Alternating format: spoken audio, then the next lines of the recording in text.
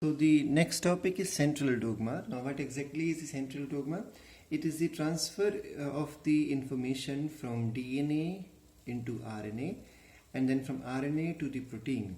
Now central dogma basically talks about that DNA is able to replicate. This is the formation of copies of DNA is called as replication. Then DNA can give rise to the RNA, basically the messenger RNA, to form protein. It can even give rise to rRNA, it can even give rise to tRNA, all other types of RNA which you have learned already. So DNA giving rise to RNA is called as transcription. This process is called as transcription. And then the mRNA will carry the information, so it is the informational RNA or messenger RNA which will carry the information for the formation of a chain of amino acids called as polypeptide or protein. So this unidirectional flow of information is called as the central dogma. Now let's understand this concept in detail. So the central dogma was proposed by Francis Crick in 1958. So it was explained by him in 1958, and he proposed that the central dogma in the molecular biology, which states that the genetic information flows from DNA to RNA and then from the RNA to the protein. And the same equation I have again explained here. The DNA is able to undergo replication to form more copies of DNA, and DNA undergoes transcription to form RNA, or better say messenger RNA, and then this RNA undergoes the process of translation to form proteins. Now we need to remember there are exceptions to this process. So central dogma is universal, you can say, but there are exceptions to it. An exception to this one-way flow of information was reported by H. Temin and Baltimore. So Baltimore and Temin were two scientists who in 1970 explained that there is a reverse of the central dogma also, and they discovered that there are many tumor viruses which contain RNA as genetic material, and they replicate by first synthesizing complementary DNA. So because they carry an RNA with them, they cannot straight away give rise to protein. So their RNA first of all give rise to DNA, and that DNA can be called as complementary DNA, and then this DNA will give rise to messenger RNA. Please be careful that first of all you have to remember, according to them, there are tumor viruses, there are certain viruses where RNA is genetic material. So RNA cannot give rise to messenger RNA straight away. So it has to first of all, this RNA will first of all give rise to DNA, and then this DNA is called as complementary DNA, will give rise to messenger RNA, which will give rise to protein formation. So this process is opposite of transcription. That's why it is called as reverse transcription.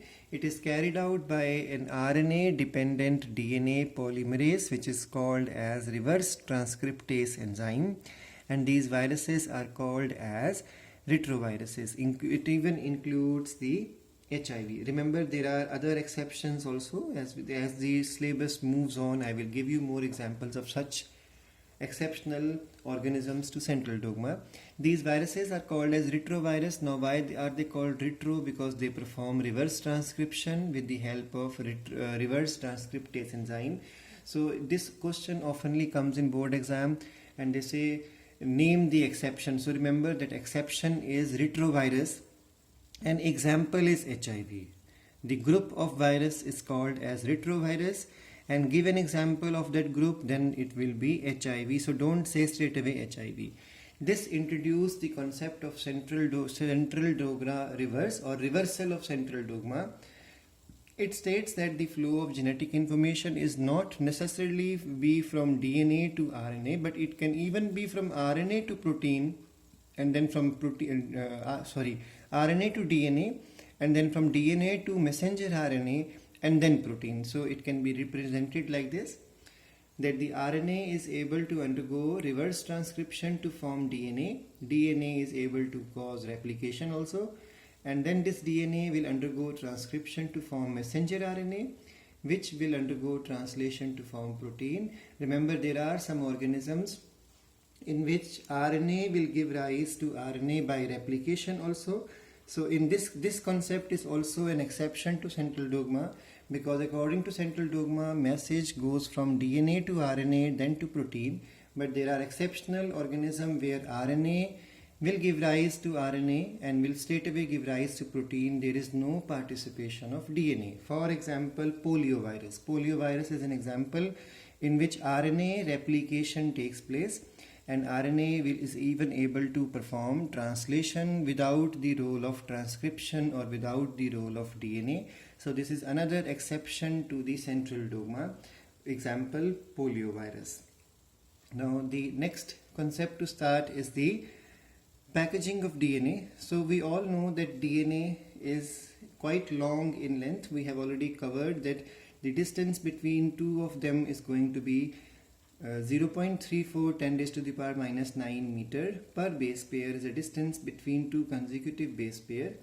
And we have already covered that the haploid content is 3.3 10 raised to the power 9 base pair, and diploid content in the normal mammalian human, for example, cell would be 6.6 10 raised to the power 9 base pair. So when you multiply these two things, it would be somewhere around 2.2 meter long. So this much long DNA is inside the human cell. So how is it possible? Because the size of a typical cell in a typical nucleus would be 10 raised to the power minus 6 meter. Therefore, there must be some special arrangement to accommodate such a long chain inside a cell. So how this packaging takes place, how the content is packed up nicely inside such a microscopic nucleus, inside a microscopic cell, we are going to understand in this topic.